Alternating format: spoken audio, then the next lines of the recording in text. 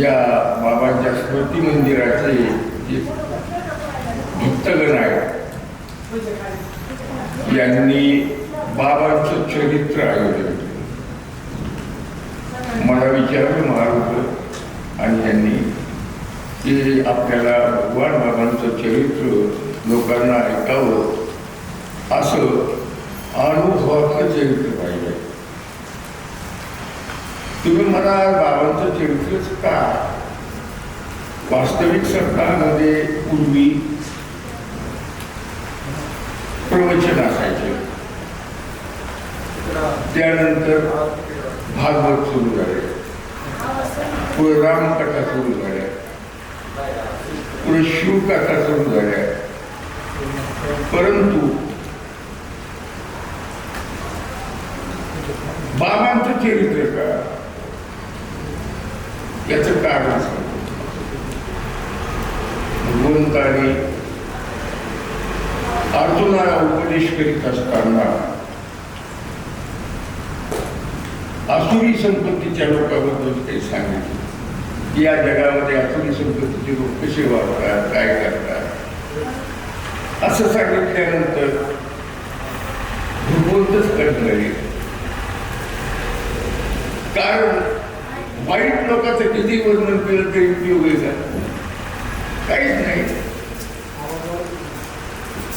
अजिबात उपयोग नाही. कारण वाया वाढवता वाढीशी नेलं, त्यांचं वर्णन केलं तर आपल्या वाढणीलाही दोष आहे, शिंदे, आणि ऐकणाऱ्याच्या कानालाही दुःख आहे, त्याचा उपयोग नाही. मग ऐकावं कुणाचं चरित्र, कुणाचं ऐकावं तर संतांचं ऐकावं. म्हणून ऐसे बोलिले देवे तेत जिजी म्हणतले पांडवे, ऐके देत वाचा विसावे ते साधू. साधू कथा जर ऐकली, साधू संतांचं चरित्र जर ऐकलं तर त्या सांगणाऱ्याच्या वाचेला विसावा, ऐकणाऱ्याच्या कानाला विसावा आणि अंतःकरणाला विसावा. आणि जे ऐकणारे आहेत त्यांना फार मोठा फायदा, फार मोठा लाभ आहे. असं असल्यामुळे संत चरित्र ऐकणं अत्यंत आवश्यक आहे. म्हणून या ठिकाणी बाबांचं स्मृती मंदिर असल्यामुळे बाबाबद्दलच ऐकावं अशी इच्छा त्यांची आणि ते अनुभवातलं असावं, ऐकून नसावं, विनाकारण काहीतरी बनवलेलं नसावं. मग बाबांचं चरित्र आयोजन केलं. त्या हिशोबाने आपण आज सुरुवातीचा दिवस आहे, सणाचा दिवस आहे. थोडी ऐकणारे थोडी, पण दोन माणसं तरी माझ्या योग्यतेचे आहेत, आप्पा आणि आमची सुधाकर महाराज, दोन तरी आहेत. नाहीतरी भगवंताने कृष्ण अवतार घेतला तरी त्यांच्या संपूर्ण आयुष्यामध्ये दोनच श्रोते मिळाले होते त्यांना. किती? फक्त एक अर्जुन आणि उद्धव, फक्त दोन मिळाले. माऊलीच्या काळात ऐकणारे भरपूर होते, पण निवृत्ती नाकाकडे दुसरी गोष्ट. कारण ऐकणाऱ्यावर अवलंबून वक्ता असतो हे ज्ञानेश्वरी स्पष्ट सांगितले. वक्ता तो वक्ता नव्हे, श्रोते नाही. ऐकणारे जर शून्य असतील, विचारवान असतील तर त्या कथा सांगणाऱ्याला उल्हास निर्माण होत. ऐकणारे जर उल्हासित नसतील तर काय उपयोग होत नाही. असो, आपल्याला शेवाया भावाने भगवान बाबांची, संतांची सेवा या भावाने चरित्र सांगायचे. वास्तविक पाहता काय वाणू आता नपुरी वाणी आणि मस्तक चरणी ठेवी, त्यांचा महिमा काय वरून मी पाहू नकळी साच्या ब्रह्माटिका. संतांचा महिमा वर्णन करण्याकरता आपली वाचा, वेदाला जमलं नाही, पुराणाला जमलं नाही, तिथं माणूस आपल्या वाचन काय संताचा महिमा वर्णन करू शकतो, परंतु नाही वर्णन करावं तरी पण ते येते आणि वर्णन करावं तरी पण ते येते. पण वर्णन केलं तर त्यातून उपयोग आहे, नुकसान नाही असं असल्यामुळे धीटपणा मनामध्ये करून मी बाबांचं चरित्र आपल्या समोर थोडक्यात 5-7 दिवसात मांडणार आहे. आज पहिला दिवस ऐकणारे कमी असल्यामुळे आपल्या फक्त पार्श्वभूमी पाहिजे. या ठिकाणी भगवान बाबा येऊन गेले. या गावामध्ये भगवान बाबांनी सप्ताह केलेला आहे. वडवणीमध्ये भगवान बाबांनी सप्ताह केलेला आहे. या वडवणीमध्ये भगवान बाबाचा नारळी सप्ताह सुरू झालेला आहे. भगवान बाबांचं कार्याचं कीर्तन पण या ठिकाणी ऐकायला मिळालेलं. आप्पा मी फोन सांगतो तुम्हाला कधी ते जनार्दन स्वामी परळीकर रंगनाथ गुरुजींचे शिष्य त्यांनी चातुर्मास सोडून दिला त्याला रामबागेमध्ये. आणि त्या चातुर्मासाच्या सांगतेला समाप्तीला भगवान बाबांचं कार्याचं कीर्तन केलेलं होतं. आणि ते कार्याचं कीर्तन ऐकण्याकरता मी पण आलो. म्हणजे भगवान बाबांनी या ठिकाणी कार्याचं कीर्तन पण केलेले. आणि याच नगरीतील एक प्रतिष्ठित परंतु मुस्लिम समाजाचा असताना, पठाण समाजाचा असताना रोहिला काळूभाई म्हणून सावकार होते आणि त्यांनी भगवान बाबांचा सप्ताह स्वतः केलेला, 7 दिवस स्वतः केलेला असा इतिहास आहे. याचं कारण सांगतो म्हणजे तुम्हाला पार्श्वभूमी कळेल. भगवान बाबांचा फिरता नारळी सप्ताह पोखरीला होता मैदानात.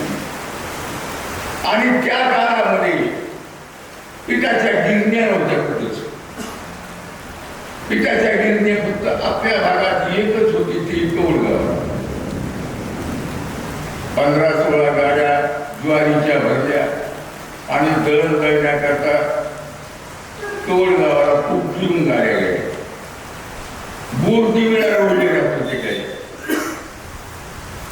त्यांनी त्या गाड्या अडवल्या. जाऊ दे ना गाड्या. हे माहिती झालं काळूभाईला. काळूभाई घोड्यावर बसून तिथे गेले. त्या रोहिल्याबरोबर त्यांनी तक्रार केली आणि सांगितलं गाड्या थोडा. एक संत एक महान साधू आहे आवडीला आणि त्याच्या या कार्यक्रमाला तुम्ही व्यत्यय आणताय. त्यांनी गाड्या सोडल्या. सांगितलं अरे तुम्ही हिंदूला सहाय्य करताय असं त्यांना म्हणाल्यामुळे ते म्हणाले अरे सहाय्यच नाही. त्या बाबांचा सप्ताह मी करणार आहे, कोण आडू येते. आणि नंतर वैशाखाच्या महिन्यामध्ये या ठिकाणी भगवान बाबांचा 7 दिवसाचा सप्ताह काळूभाई वगैरे. आणि सप्ताह संपल्यानंतर सांगतेच्या दिवशी भगवान बाबांना आहे काय करायचं ते केला. परंतु एक बंदूक संरक्षणाकरता असं हे पवित्र गाव, असं हे पवित्र गाव भगवान बाबांच्या परस्पराने पवित्र झालेल्या या भूमीमध्ये आपण आणि बाबा. आणखी एक विशेष महत्वाचा सांगतो. या गावी रामायण झालं, भावार्थ रामायण. त्या भावार्थ रामायणाच्या शेवटच्या काळाच्या समाप्तीला नामसप्ताह केला होता. आणि त्या नामसप्ताहाला जवळजवळ 17 महाराज होते. 17 दुंडा महाराज, शंकर महाराज, कंदारकर, कस्तुरे शास्त्री, तोंडबेटकर शास्त्री, शेलुकर शास्त्री असे त्याचप्रमाणे लक्ष्मण बाबू, दत्ता महाराज कुंभळणेकर, आत्माराम बुवा असे जवळजवळ 17 महाराजांनी कार्याचं भीमसेन बाबाच्या कार्याच्या कीर्तनाला ऐकण्याकरता ही मंडळी होती. बघता नावं घेतलेले लोक कार्याचं कीर्तन ऐकायला होते. आणि त्यावेळेस आशीर्वाद द्या असं मोरवणीकरांनी विनंती केल्यानंतर भीमसेन बाबाच्या मुखातून शब्द निघेलेला आहे की या भूमीचा उद्धार होईल. उद्धार या शब्दाचा अर्थ विकास होईल.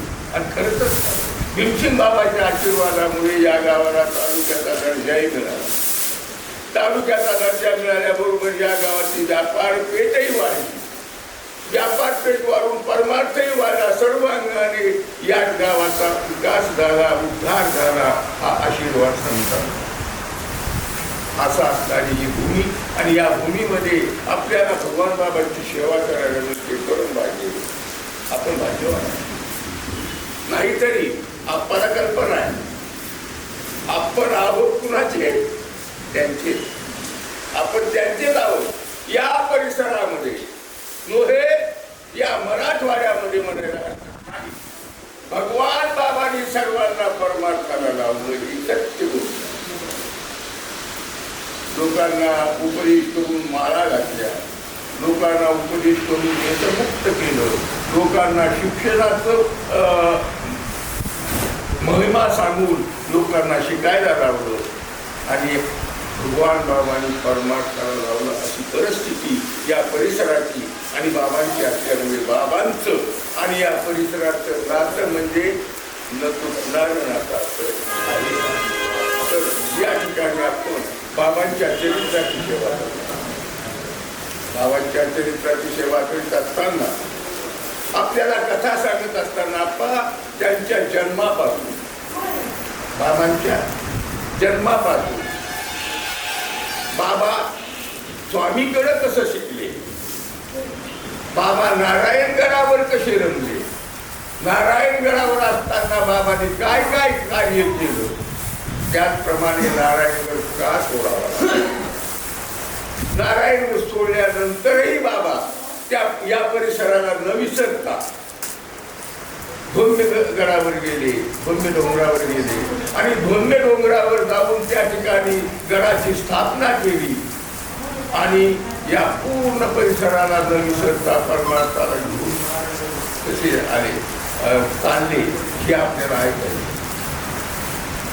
जास्तीत जास्त बीड जिल्ह्यावर जितके बाबांचे उपकार आहेत तितके इतक्या ठिकाणी नाही. खरा बीड जिल्हा परमार्थाला लावला असेल तर नंबर 1 ला बंकट स्वामी आणि नंबर 2 ला भगवान बाबा. बंकट स्वामींनी पूर्ण परिसर गवळून काढला आणि भगवान बाबाने हा पूर्ण परिसर अंधारा मार्गाला वाऱ्या वस्त्या डोंगर दरे तुमची सपाटीचा भाग हे सर्व असणारे मार्गाला लावणारे कारणीभूत भगवान बाबा आणि हे भगवान बाबांचं कार्य असल्यामुळे भगवान बाबांचीच सेवा घडावी आणि काय केलेलं आहे बाबांनी आपल्याकरता हे लोकांना कळावं याकरता बाबांनी दुसरं कुठलंच कारण नाही.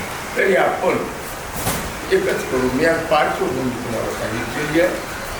आपण जरूर बाबांचं चरित्र स्टेप बाय स्टेप ऐकल्यानंतर लोकांना कळलं. कारण बाबांचं जन्मगाव, बाबांच्या आईवडिलांचं गाव, त्यांचे भाऊ, त्यांचा आजू, त्यांचं शिक्षण, नारायणगडावर कसे आले, नारायणगडावर काय केलं, नारायणगडावर माणिक बाबांनी जवळ का केलं आणि बंकट स्वामीकडे जाऊन अभ्यास कसा केला हे सांगितलं. त्याचप्रमाणे बाबांना लोकसंग्रह करण्याकरता काय काय बाबांनी अडचणी केल्या हे आपल्याला माहीत पाहिजे. कारण लोकसंग्रहाशिवाय परमार्थ करता येत नाही, लोकसंग्रहाशिवाय राजकारण करता येत नाही, लोकसंग्रहाशिवाय व्यापार व्यवहार सुद्धा करता येत नाही. लोकसंग्रह अत्यावश्यक आहे आणि ते लोकसंग्रह जमवण्याकरता लोकांना आपलंसं करण्याकरता बाबांना काय करावं लागलं हे ऐकावं लागलं. कारण आपण लोकांना जवळ केल्याशिवाय लोक आपल्याकडे येतील का, ऐकतील का आणि त्यांची मन असणारे बदलता येतील का, म्हणून बाबांना ते करावं लागलं. ते कशा प्रकारे केलं हेही आपल्याला ऐकायचं. त्याचप्रमाणे बाबांनी कोण्या कोण्या गावात काय काय केलं हे पण ऐकायचं. त्याचप्रमाणे या परिसरातील मोठ्या मोठ्या लोकांना परमार्थाला लावण्याकरता कुणाकुणाला इतके आपल्याला माहिती आहे. कोणत्या गावात कोणत्या व्यक्तीला कसं आपल्याजवळ करून त्या परिसराला आपलं केलं हे आपल्याला ऐकावं लागतं. आणि हे सगळं चरित्र सांगत असताना बाबावर आलेल्या बाबावर आलेले संकट, या संकटातूनही बाबा कसे पुढे गेले हे सगळं ऐकायचं. आणि बाबांचं शरीर पुन्हा गरीब झाल्यानंतर बाबांना कसं जावं लागलं हे ऐकायचं.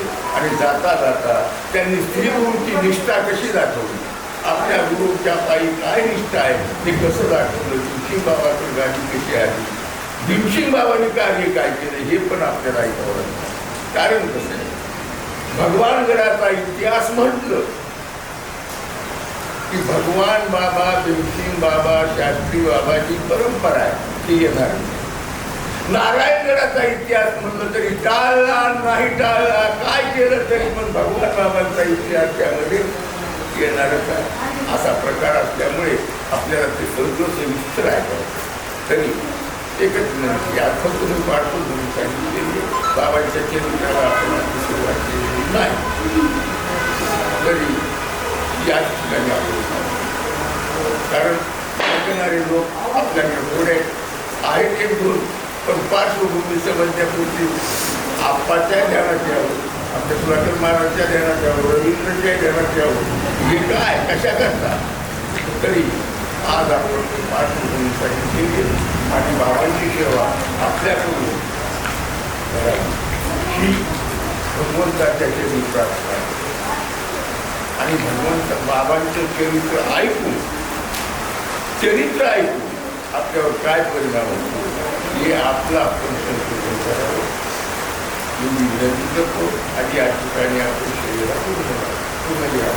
कुंडली श्री ज्ञानदेव तुकाराम पंढरीनाथ भगवान की जय, माऊली ज्ञानेश्वर महाराज की जय, सद्गुरु भगवान बाबा की जय. आता विश्वास देवी येणे वागे दोषावी निमदयावे फसाय गाणे हराची व्यंकटी तांडू दया सत्कर्मी रजवारो भूता परस्परे पडो मैत्री वाचे दुरिताचे तिमिर जाओ विश्व स्वधर्म सूर्य महावो तुझे वांछिल कोते लाहो प्राणिजात वश्यत सकल मंडळी ईश्वर निष्ठासी मागी आई भगवत मंडळी भेटूया होता तरा कल्पतरुचे आरोह चेतरा चिंता मुनीचे गाव बोलते जे अर्णव पियुष्याचे चंद्रमेजे अलांछन मार्तंड जे तापहीन ते सर्वाई सदा सज्जन ते मोहना सरस्वती पूर्ण हो नीती लोकी जो आदि पृथ्वी आदि शेष लोकी एक मने श्री वेशराहो आहोरी नारा पसारो येने वै ज्ञान देवो सुत्यारा येने वै ज्ञान देवो सुत्यारा येने वै ज्ञान देवो सुत्यारा. ओम शांति.